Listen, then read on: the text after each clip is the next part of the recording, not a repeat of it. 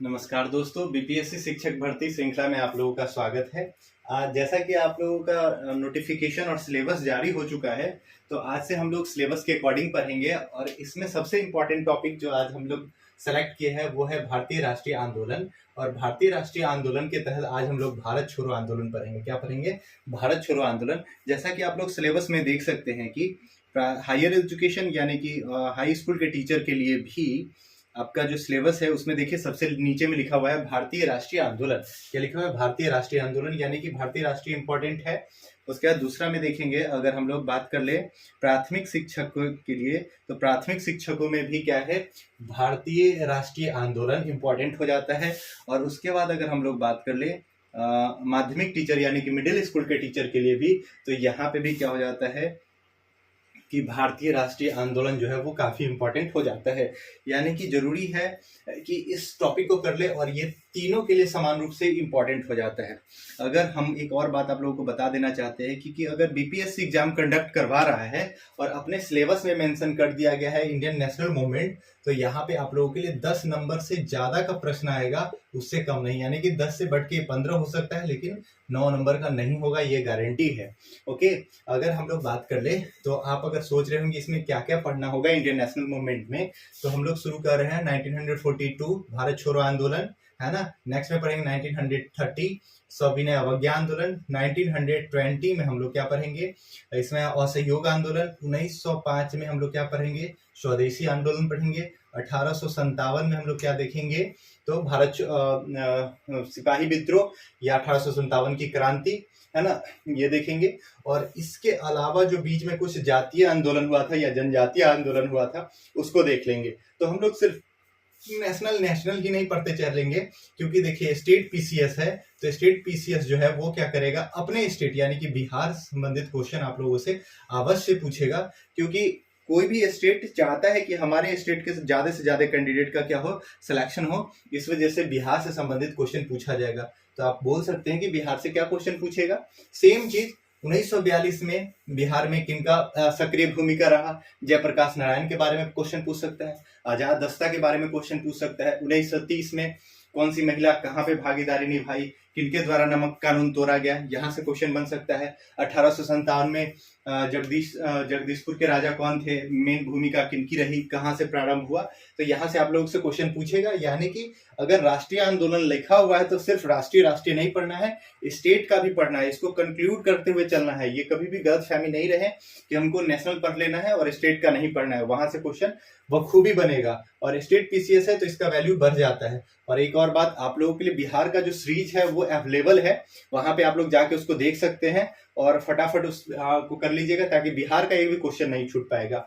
Okay, और अगर हम लोग बात कर ले आज, तो आज का जो वीडियो है उसका पीडीएफ हम डिस्क्रिप्शन में आप लोगों को अवेलेबल करवा देंगे। वहां पे आप लोग डाउनलोड करके फटाफट क्विक रिवीजन कर सकते हैं इसको, और आप वीडियो को पूरा देखें। क्योंकि वीडियो को अगर पूरा देखते हैं तो क्वेश्चन का क्या होगा, यहाँ पे ब्रीफिंग किया जाएगा। और ब्रीफिंग से क्या होता है कि अगर क्वेश्चन ऊपर नीचे किसी भी तरह का आता है आपके सामने, तो आप क्या कर पाएंगे, फटाफट उसको सॉल्व कर पाएंगे, क्वेश्चन को टैकल कर पाएंगे। नहीं तो होगा क्या कि क्वेश्चन अगर थोड़ा भी वेरिएशन दिखा आप लोग, तो उसको कहेंगे ये तो क्वेश्चन हम लोगों ने पढ़ा ही नहीं, ये कहाँ से आ गया, है ना।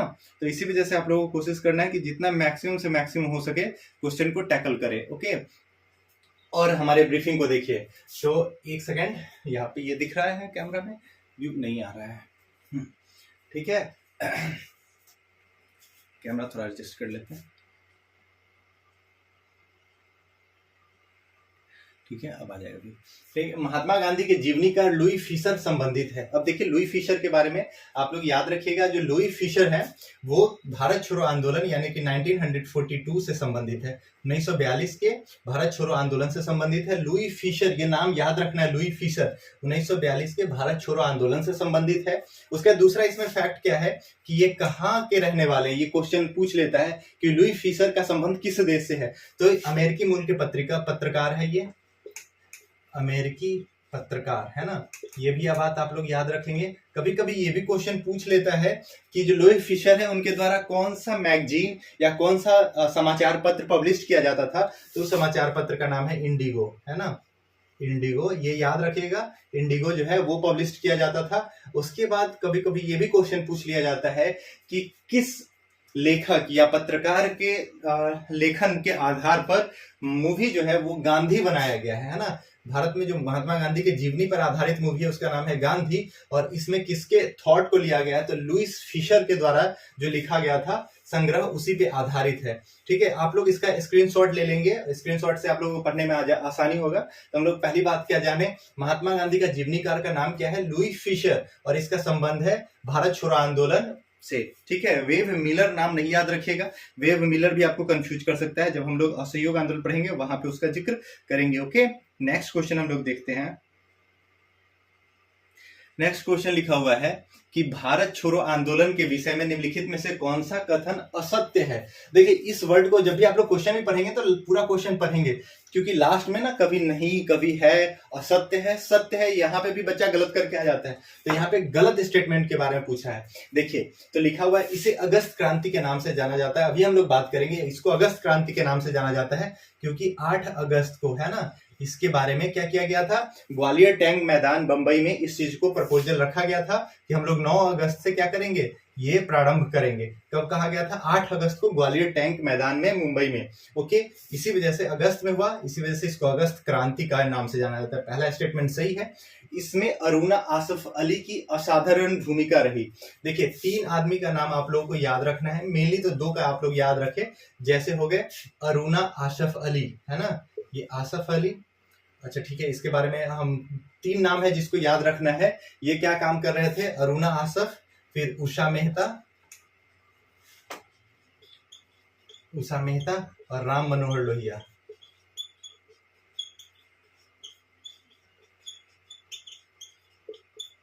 ठीक है, तो यहाँ पे बात की अरुणा आसफ अली, उषा मेहता और राम मनोहर लोहिया जो है, स्क्रीनशॉट आप लोग ले लेंगे।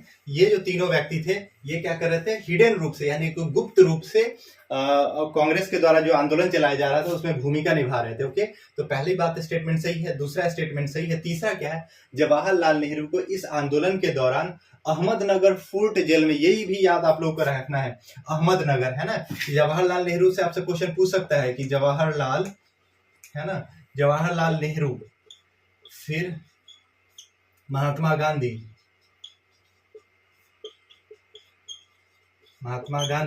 जयप्रकाश नारायण,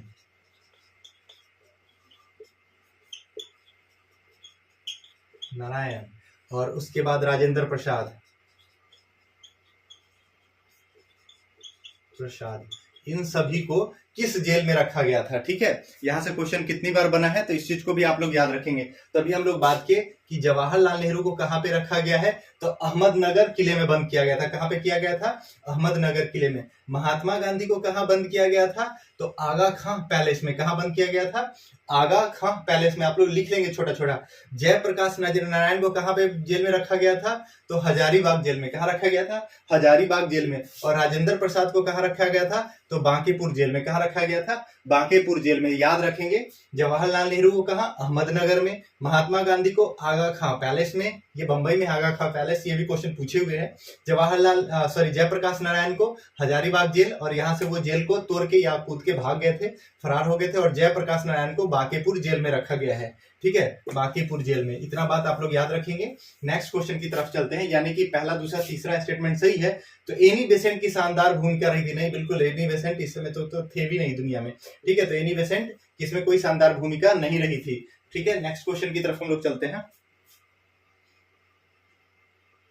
नेक्स्ट लिखा हुआ है क्रिप्स प्रस्ताव। क्रिप्स प्रस्ताव क्या है, इसके बारे में देखिए। क्रिप्स प्रस्ताव के बारे में थोड़ा जान ले। क्रिप्स प्रस्ताव जो है वो मार्च 1942 में भारत आया था। कब आया था, 1942 में भारत आया था, और स्ट्रैफर्ड क्रिप्स के नेतृत्व में आया था। किसके नेतृत्व में आया था, स्ट्रैफर्ड क्रिप्स के नेतृत्व में आया था। और क्रिप्स मिशन का मेन मकसद क्या था कि भारतीय सैनिकों का नेतृत्व पाना या उनका समर्थन पाना, क्योंकि 1939 हम लोग जान रहे हैं कि वर्ल्ड वॉर चल रहा था 1945 तक। इस समय में क्या था कि क्रिप्स मिशन भारत में इसी वजह से भेजा गया था कि भारतीय सैनिक, भारतीय मूल के जो सेना है, उनका नेतृत्व प्राप्त कर लेना, किस चीज में, सेकेंड वर्ल्ड वॉर में, उनका समर्थन प्राप्त करना। ठीक है, तो अब देखिए क्रिप्स मिशन को कांग्रेस ने स्वीकार किया था? बिल्कुल भी कांग्रेस ने इसको स्वीकार नहीं किया था। ओके, उसका लीग ने अस्वीकार किया था, लीग ने अस्वीकार किया था, ये बात सही है। उसका लिखा है कांग्रेस और लीग दोनों ने स्वीकार किया था, ये बात गलत है। और तीसरा स्टेटमेंट है कांग्रेस और लीग दोनों ने अस्वीकार किया था, तो सबसे सही स्टेटमेंट इसका क्या हो जाएगा? ऑप्शन नंबर डी, यानी कि भारतीय राष्ट्रीय कांग्रेस INC और इंडियन मुस्लिम लीग दोनों के द्वारा इसको क्या कर दिया गया था? अस्वीकार कर दिया गया था। कभी कभी क्वेश्चन पूछ लेता है कि कांग्रेस के अध्यक्ष कौन थे और लीग के अध्यक्ष कौन थे, तो कांग्रेस का अध्यक्ष जो था वो कौन थे? अब्दुल कलाम आजाद, मौलाना अबुल कलाम आजाद। और लीग के कौन थे? तो मोहम्मद अली जिन्ना। कौन थे? मोहम्मद अली जिन्ना। वो क्वेश्चन आगे आ नहीं जाएगा, उसके बारे में बात कर लेंगे। तो क्रिप्स प्रस्ताव जो है वो भारतीय राष्ट्रीय कांग्रेस और इंडियन मुस्लिम लीग दोनों के द्वारा अस्वीकार कर दिया गया था। इसका ऑप्शन नंबर डी सही हो जाएगा। ओके, नेक्स्ट क्वेश्चन की तरफ चलते हैं हम लोग।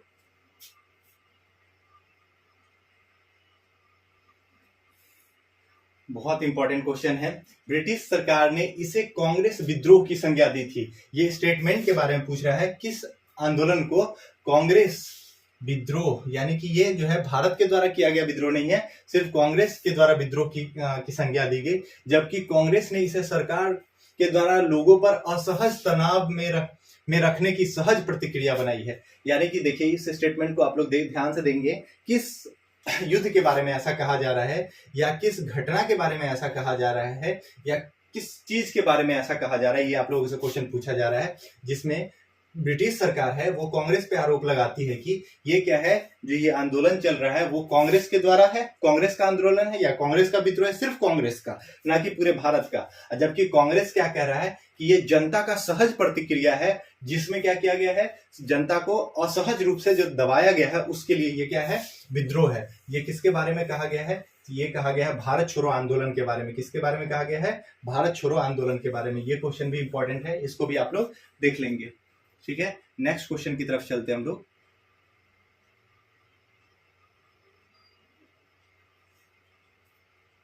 नेक्स्ट क्वेश्चन लिखा हुआ है, ये किसके बारे में है और कौन कहा था? ये क्वेश्चन है। महात्मा गांधी का अहिंसात्मक क्रांति के सौम्य पैगंबर थे।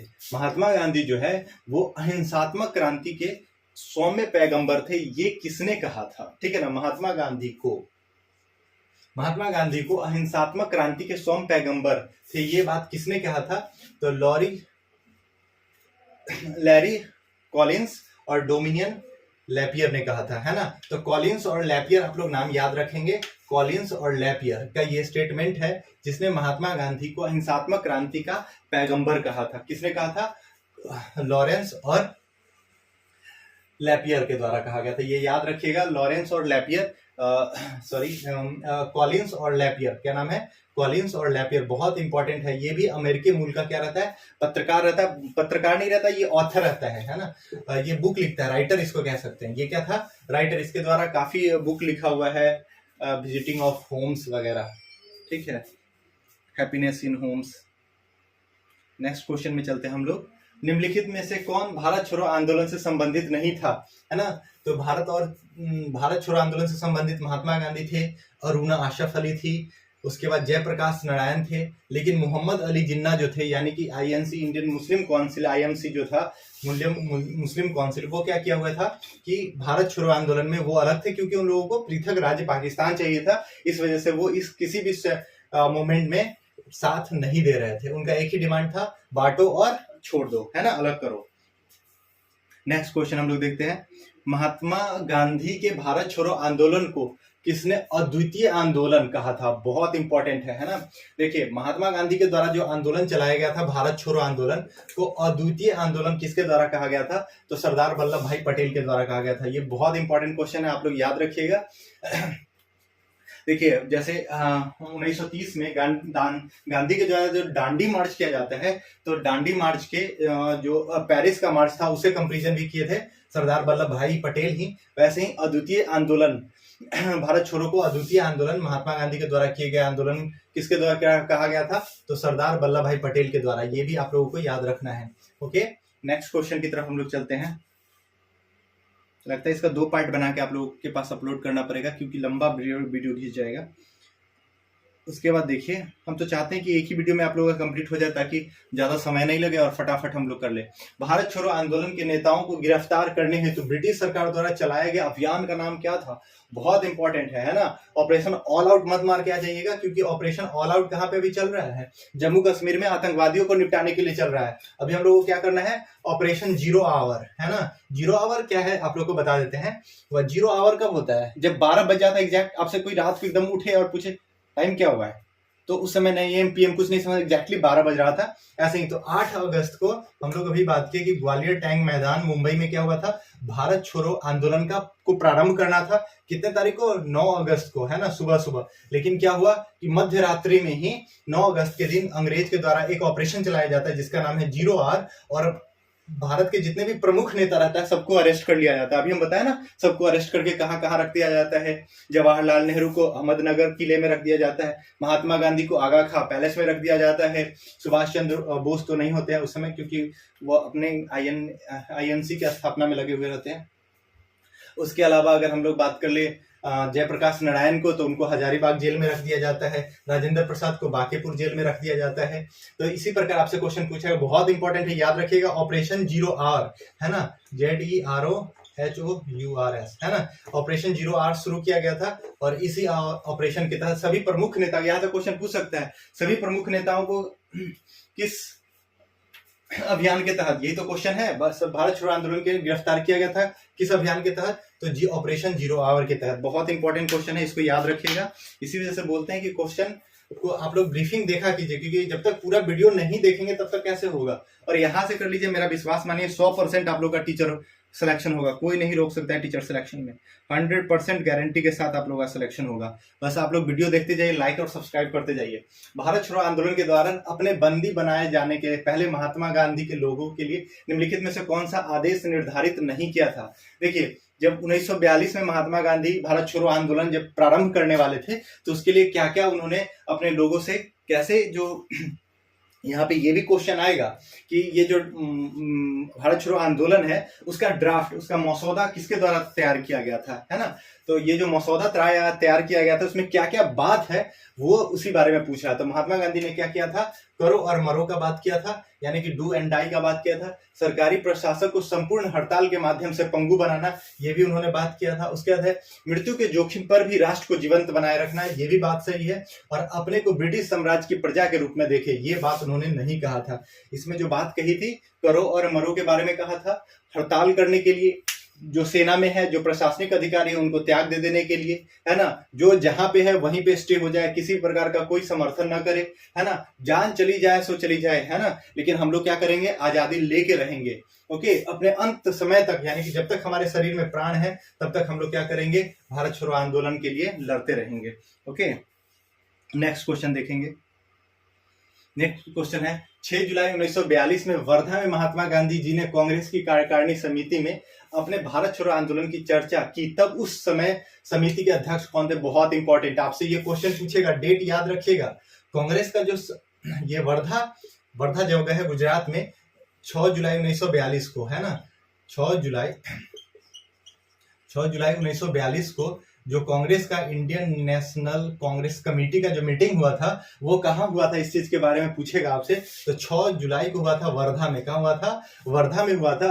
और यहीं पे भारत छोड़ो को लेकर के ना महात्मा गांधी और कांग्रेस में सहमति नहीं बन पाई थी शुरू के दौर में। तो महात्मा गांधी क्या बोले थे कि भारत के जो बालू का जो मुट्ठी भर बालू से ना हम क्या कर सकते हैं? कांग्रेस से बड़ा आंदोलन खड़ा कर सकते हैं। हम अगर देश में मुट्ठी भर बालू अगर उठा लेना तो कांग्रेस के पास जितना पावर है उससे ज्यादा बड़ा हम आंदोलन कर सकते हैं। ये भी स्टेटमेंट क्वेश्चन पूछता है कि यह स्टेटमेंट किसका है, जिसमें गांधी जी ने कांग्रेस पर व्यंग करते हुए ये कहा कि हम देश की मुट्ठी भर बालू से भी क्या कर सकते हैं? कांग्रेस से बड़ा आंदोलन खड़ा कर सकते हैं।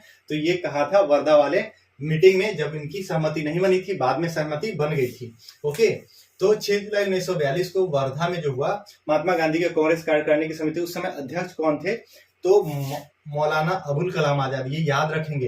ये क्वेश्चन आपसे पूछता है कि कांग्रेस का सबसे लॉन्गेस्ट सर्विंग प्रेसिडेंट कौन है, यानी कि सबसे लंबे समय तक कांग्रेस का अध्यक्ष रहने वाला कौन है? तो अब्दुल कलाम आजाद 1940 से लेकर के 1946 तक ये 6 साल का जो समय है वो कौन देता है? अबुल कलाम आजाद इसके कांग्रेस के अध्यक्ष बने रहते हैं। ये बात आप लोग याद रखिएगा, ओके। क्योंकि कांग्रेस इतना बिजी हो जाता है कि अध्यक्ष का चुनाव ही नहीं होता है, लगातार कुछ ना कुछ होते रहता है, ओके। तो भारत छोड़ो आंदोलन के समय कौन रहता है? मोहम्मद अब्दुल कलाम, मौलाना अबुल कलाम आजाद।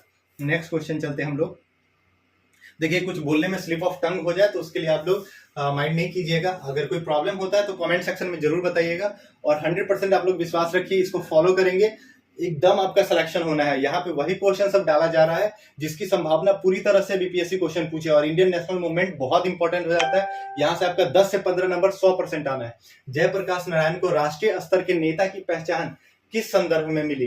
तो हम लोग पता है कि जयप्रकाश नारायण जो है उनको राष्ट्रीय स्तर का नेता यानी नेशनल लेवल के लीडर वो किस चीज में उभरे?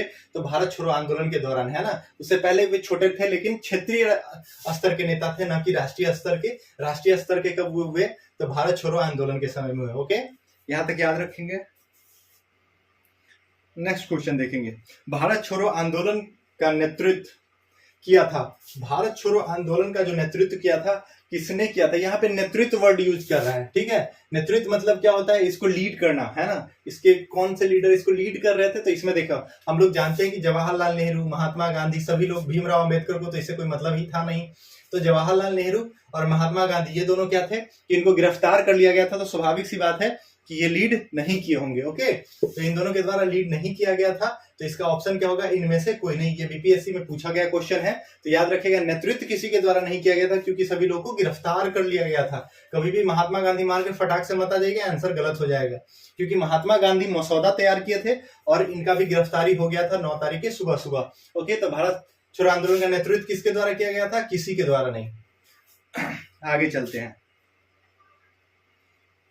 1942 के आंदोलन में डॉक्टर राजेंद्र प्रसाद को किस जेल में बंदी बनाया गया था? आ गया ना क्वेश्चन। हम लोग बात किए थे ना किस जेल में, तो ये बांकीपुर जेल है। कौन सा जेल है? बांकीपुर जेल। और बांकीपुर जेल कहाँ है? तो वर्तमान में आप देख रहे होंगे जो पटना का रेलवे स्टेशन है, पटना जंक्शन है, हनुमान मंदिर के ठीक सामने जो बुद्धा पार्क बना हुआ है, वो बुद्धा पार्क ही पहले क्या था? बांकीपुर जेल था, जिसको तोड़ के बना दिया गया है बुद्धा पार्क। ये बात भी याद रखिएगा, बुद्धा पार्क, है ना। ये क्वेश्चन पूछा हुआ है एक बार बीपीएससी में। वर्तमान बुद्धा पार्क, है ना। बांकीपुर जेल वर्तमान में किस जगह पे स्थित था? है ना। तो वर्तमान में बुद्धा पार्क के पास स्थित था। ये बात आप लोग याद रखिएगा। ये एकदम याद रखना है कि बांकीपुर जेल में किनको रखा गया था? डॉक्टर राजेंद्र प्रसाद को। चलिए आगे चलते हैं। निम्नलिखित में से किस पार्टी ने भारत छोड़ो आंदोलन का समर्थन नहीं किया था? मोस्ट इंपॉर्टेंट क्वेश्चन है, ये क्वेश्चन बनता है। देखिए तो बनारस के जो राजा थे जिनके द्वारा चलाया गया था हिंदू महासभा, इन्होंने क्या किया था? समर्थन नहीं किया था, बात सही है। कम्युनिस्ट पार्टी सीपीआई जो है of India, communist party of India, इनके द्वारा समर्थन नहीं किया गया था। और Unionist party of Punjab, Unionist party of Punjab जो है ये भी क्या किया था? समर्थन नहीं किया था। इसका सही आंसर क्या होगा? उपरोक्त सभी। ये लोग क्या कर रहे थे? अगर इसमें इंडियन नेशनल मुस्लिम कांग्रेस भी, इंडियन नेशनल मुस्लिम लीग भी आ जाए तो आप लोग उसको भी इसमें मार सकते हैं, उसके द्वारा भी समर्थन नहीं किया गया था। नेक्स्ट क्वेश्चन चलते हैं हम लोग।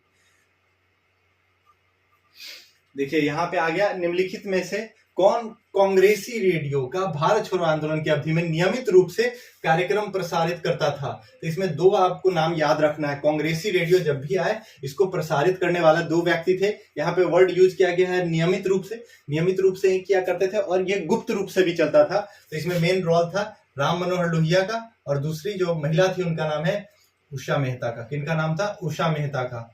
उषा मेहता भी जो है वो क्या की थी? गुप्त रूप से रेडियो का संचालन करती थी नियमित तौर पे, ठीक है। ये कांग्रेसी रेडियो था जिससे कांग्रेस के द्वारा जो भी योजना है या कैसे कार्यान्वयन करना है उसके बारे में सूचना यहाँ से मिल जाता था।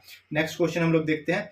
भारत छोड़ो आंदोलन के समय भारत का प्रधान सेनापति कौन था? बहुत इंपॉर्टेंट क्वेश्चन है, इसको याद रखिए। देखिए भारत छोड़ो आंदोलन के समय भारत का प्रधान सेनापति कौन था?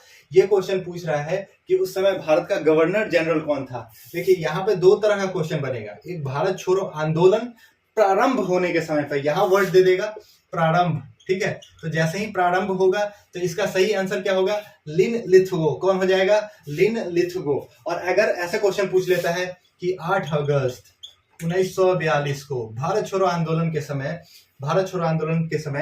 यहाँ का कौन था? गवर्नर जनरल कौन था? तो भी लॉर्ड लिनलिथगो था। लेकिन हम लोग को पता है कि लॉर्ड लिनलिथगो जो है वो कुछ ही समय तक भारत छोड़ो आंदोलन प्रारंभ होने के बाद बने रहते हैं, लेकिन जैसे ये आंदोलन अपने पीक पे चला जाता है तो कौन बन जाते हैं? लॉर्ड वेवेल बन जाते हैं। कौन बन जाते हैं? Lord Wavell. तो इसका सही आंसर क्या होगा? यहाँ प्रारंभ होना वर्ड यूज नहीं कर रहा है, डेट मेंशन नहीं कर रहा, तो आपका इसका सही आंसर क्या होगा? Lord Wavell. ये याद रखिए, यही छोटा छोटा सा मिस्टेक है जो आपसे गलत करवा के आ जाएगा और कहिएगा सही तो हम पढ़े थे फिर गलत कैसे हो गया। तो यहाँ पे लॉर्ड लिनलिथगो जो है वो 43 के शुरू में ही वो क्या हो जाते हैं? हट जाते हैं। उसके बाद कौन बन जाते हैं? Governor Wavell. तो भारत छोड़ो आंदोलन का प्रधान सेनापति कौन था? Lord Wavell. यही इसका सही आंसर होगा। ओके, नेक्स्ट क्वेश्चन की तरफ चलते हैं हम लोग। क्वेश्चन पूछ रहा है, निम्नलिखित में से किस आंदोलन में महिला की भागीदारी सर्वाधिक मानी जाती है? देखिए, बिहार में या भारत में अगर महिला की जो भागीदारी है उसको क्वेश्चन में पूछा जाता है किस नेता के द्वारा महिलाओं को घर से बाहर निकाल जन समूह या जन आंदोलन में भागीदारी बनाया गया, तो वो नेता है महात्मा गांधी। जब से भारतीय राजनीति में महात्मा गांधी का पदार्पण हुआ तब से क्या होता है कि सभी महिलाएं घर छोड़ के और सक्रियता के साथ भारतीय राष्ट्रीय आंदोलन में भाग लेती हैं और ये क्रम धीरे धीरे बढ़ते चला जाता है। यानी कि चंपारण सत्याग्रह में बढ़ जाता है ना 1916 में, फिर असहयोग में बढ़ जाता है, सविनय में बहुत ज्यादा बढ़ जाता है और असहयोग में सबसे ज्यादा होता है। तो भागीदारी सर्वाधिक मानी जाती है तो भारत छोड़ो 1942 के आंदोलन को याद रखेंगे इसमें। ओके, बहुत इंपॉर्टेंट है। नेक्स्ट क्वेश्चन हम लोग चलते हैं। अमेरिकी पत्रकार आ गया ना लुई फिशर के बारे में फिर से। अमेरिकी पत्रकार, देखिए यहाँ पे टर्म यूज कर दिया ना अमेरिकी पत्रकार। वहां पे हम लोग बोले थे जो महात्मा गांधी के भारत छोड़ो आंदोलन के दौरान उनके साथ था का नाम क्या है? तो लुई फिशर। हम लोग अभी बात किए थे पहले क्वेश्चन में कि लुई फिशर किस मूल का है? तो अमेरिका के मूल का है। ठीक है, तो ये भी आप लोग को याद रखेगा। और भारत छोड़ो आंदोलन में कौन था? लुई फिशर था। ये बात आप लोग को याद रखना है। ठीक है, लुई फिशर। नेक्स्ट क्वेश्चन हम लोग चलते हैं। नेक्स्ट क्वेश्चन है, निम्नलिखित में से कौन सा क्रिप्स मिशन के संबंध में सही नहीं है? ठीक है, तो देखिए क्रिप्स मिशन जो आया था कुछ मुद्दा वो लेके आया था जिसमें क्या है? युद्ध समाप्त होने पर डोमिनियन स्टेट देना। ये बिल्कुल सही है। डोमिनियन स्टेट का मतलब आप लोग जानते हैं, ऐसा जहां के आप लोग क्या करें, कुछ काम आप करें कुछ काम कोई और करे। इसके बारे में डिटेल में हम लोग अभी नहीं बात करेंगे। डोमिनियन स्टेट मतलब आप लोग यहाँ के क्या करें, प्रधानमंत्री आप बना लेकिन राष्ट्रपति हम बनाएंगे। ठीक है, मोटे मोटे तौर पे इसी तरह से समझिए। उसके बाद है संविधान सदन द्वारा द्वारा निर्मित संविधान मान्य होगा। यानी कि कह रहा है कि भारतीयों के द्वारा या संविधान सभा के द्वारा संविधान का निर्माण होगा। ये भी बात सही है।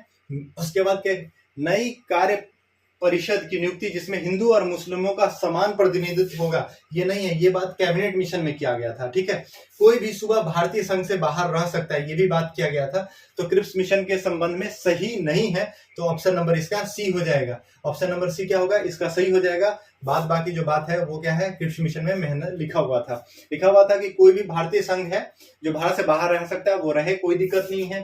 संविधान जो है वो संविधान सभा के द्वारा निर्मित किया जाएगा और भारत को डोमिनियन स्टेट रखा जाएगा। यहाँ से क्वेश्चन बनेगा, आप लोग याद रखिएगा, डोमिनियन स्टेट है ना कि कंप्लीट भारत को क्या कहता है, पूर्ण स्वतंत्रता की बात नहीं की गई थी। नेक्स्ट क्वेश्चन चलते हैं हम लोग।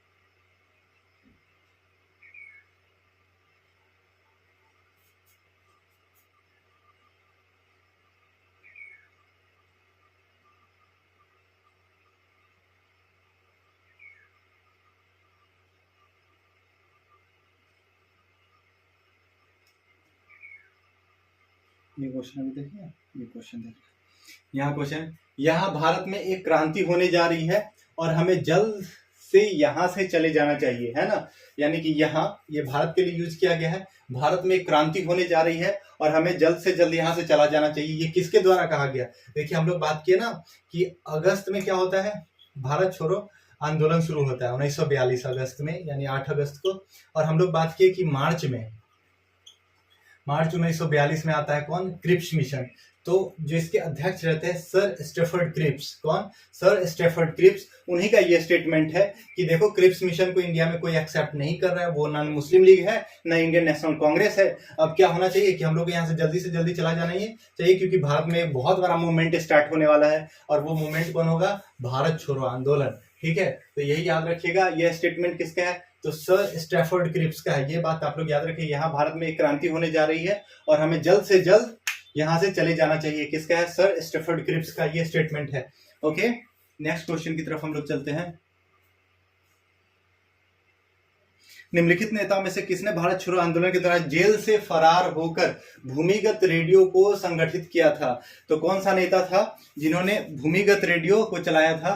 तो ये नेता का नाम क्या है? तो इनका नाम है जयप्रकाश नारायण। क्या नाम है? जयप्रकाश नारायण। हजारीबाग जेल से भाग गए थे। हजारीबाग, ये हजारीबाग जेल कहाँ है? रांची में, झारखंड में पड़ता है। कहाँ पड़ता है? वर्तमान झारखंड में पड़ता है। यहीं पे इनको रखा गया था और हजारीबाग जेल से क्या हो गए थे?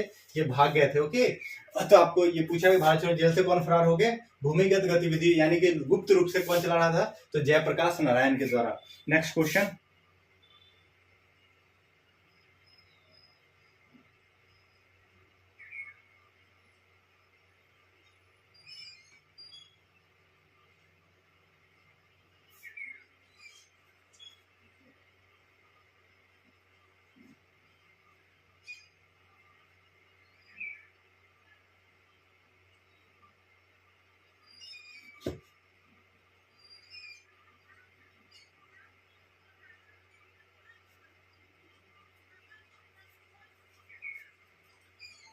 छह जुलाई 1942 में वर्धा में महात्मा गांधी, जिन्हें कांग्रेस कार्यकारिणी समिति में अपने भारत छोड़ो आंदोलन की चर्चा की, तब अध्यक्ष कौन थे? इसके बारे में हम लोग बात कर लिए हैं। कौन है? मौलाना अबुल कलाम आजाद थे।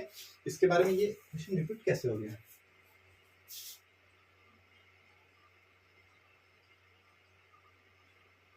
अच्छा, बीच में एक गलती से ऐड हो गया। नेक्स्ट क्वेश्चन देखिएगा। निम्नलिखित में से कौन ताम्रलिप्ति जातीय सरकार जो भारत छोड़ो आंदोलन के दौरान तामलुक में राष्ट्र विद्युत द्वारा, ये तामलुक जो जगह है, जो उस समय वर्तमान में तामलुक जो है वो कौन सा क्षेत्र हो गया? तो ये पश्चिम बंगाल का जो क्षेत्र है, ये बहुत इंपॉर्टेंट है। यहाँ से क्वेश्चन पूछ लेता है कि किस क्षेत्र में। तो ये है क्षेत्र है मिदनापुर। कौन सा है? मिदनापुर। और यहाँ पे सतीश चंद्र के द्वारा बनाया गया था, सतीश चंद्र सामंत के द्वारा। ये याद रखेंगे आप लोग। तो निम्नलिखित में से कौन सा ताम्रलिप्ति जातीय सरकार द्वारा जो भारत छोड़ो आंदोलन के द्वारा तामलुक में राष्ट्र विद्युत द्वारा स्थापित एक समांतर सरकार। देखिए, समांतर सरकार क्या होता है? समांतर सरकार का मतलब होता है जैसे यहाँ पे गवर्नमेंट चल रही है, जैसे अभी पाकिस्तान का बात कर ले ना, वहां पे क्या है? पाकिस्तानी उसको क्या बोलते हैं? पाकिस्तानी अलकायदा के द्वारा वहां पे गवर्नमेंट बना दिया गया और कहता है कि ठीक है, वहां के गवर्नमेंट को हम नहीं मानते, हमारा अपना गवर्नमेंट। वैसे ही भारत में भी हुआ। तीन बहुत इंपॉर्टेंट क्षेत्र था। एक था उत्तर प्रदेश का बलिया, दूसरा हो गया मदीनापुर, अभी जिसका हम लोग बात करें, मदनापुर या मदीनापुर, क्या नाम है इसका,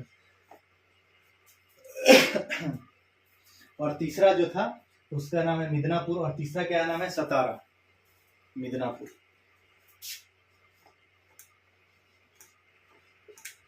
और तीसरा सतारा। ये आप लोग तीनों जगह पे समांतर सरकार बनाया गया था। कभी कभी पूछ लेता है कि समांतर सरकार के जो सर्वोच्च नेता थे वो कौन थे? तो बलिया का आप लोग को याद रखना है, चित्तूर सिंह थे, है ना। मिदनापुर का यहाँ आप लोग के पास पता ही है, सतीश चंद्र। और अगर सतारा का पूछा जाए तो YV चौहान। ये नाम आप लोग याद रखेंगे, कभी कभी यहाँ से क्वेश्चन बन जाता है। ओके, तो बलिया में चित्तूर सिंह, सतीश चंद्र और YV चौहान के नेतृत्व में समांतर सरकार बनाया गया था। और ये तीनों क्षेत्र आप लोग याद रखेंगे, ये तीनों क्षेत्र बहुत इंपॉर्टेंट है। कौन है? बलिया, ये याद रखना है। बलिया में भी समांतर सरकार बना था भारत छोड़ो आंदोलन के समय में। उसके बाद मिदनापुर में बना था, ये भी आप लोगों को याद रखना है। उसके अलावा सतारा में भी बना था, ये भी आप लोगों को याद रखें। ये तीनों जगह जो जगह है वो काफी फेमस हो जाता है। नेक्स्ट क्वेश्चन की तरफ हम लोग चलते हैं। निम्नलिखित में से कौन सा क्रिप्स मिशन के साथ कांग्रेस के आधिकारिक वार्ता करता थे? देखिए, जब क्रिप्स मिशन भारत में आया था तो कांग्रेस की तरफ से कौन इनके साथ डायलॉग किए थे, कौन वार्ता किए थे? यहाँ पे 3 मेन मेजर व्यक्ति का नाम, इसमें तो 2 ही लिखा हुआ है। तो एक है पंडित जवाहरलाल नेहरू, ठीक है, दूसरा है मौलाना अब्दुल कलाम आजाद, और तीसरा नाम है सुभाष चंद्र बोस। कौन है? सुभाष चंद्र बोस, ये भी याद रखेंगे, ठीक है। 3 व्यक्ति है जो इससे बात करने गए थे आधिकारिक वार्ता में, सुभाष चंद्र बोस, जवाहरलाल नेहरू और मौलाना आजाद। ये तीनों इंपॉर्टेंट टर्म है। ये क्वेश्चन आपसे पूछ सकता है कि क्रिप्स मिशन में बात किया ना, क्रिप्स मिशन ही फेल हो गया जिसकी वजह से भारत छोड़ो आंदोलन हुआ था। और क्रिप्स मिशन जब भारत में आया था तो उनसे बात करने के लिए जो कांग्रेस की तरफ से रिप्रेजेंटेटिव थे, जो लोग गए थे, उनका नाम क्या है? तो जवाहरलाल नेहरू, मौलाना आजाद और सुभाष चंद्र बोस। ये बात आप याद रखेंगे, ओके। तो आज हम लोग का वीडियो काफी लंबा हो गया है, कितना देर का? 34 मिनट का, ठीक है। तो फिर हम लोग नेक्स्ट वीडियो में इसको अपलोड कर देंगे, ओके, ठीक है। तब तक के लिए धन्यवाद।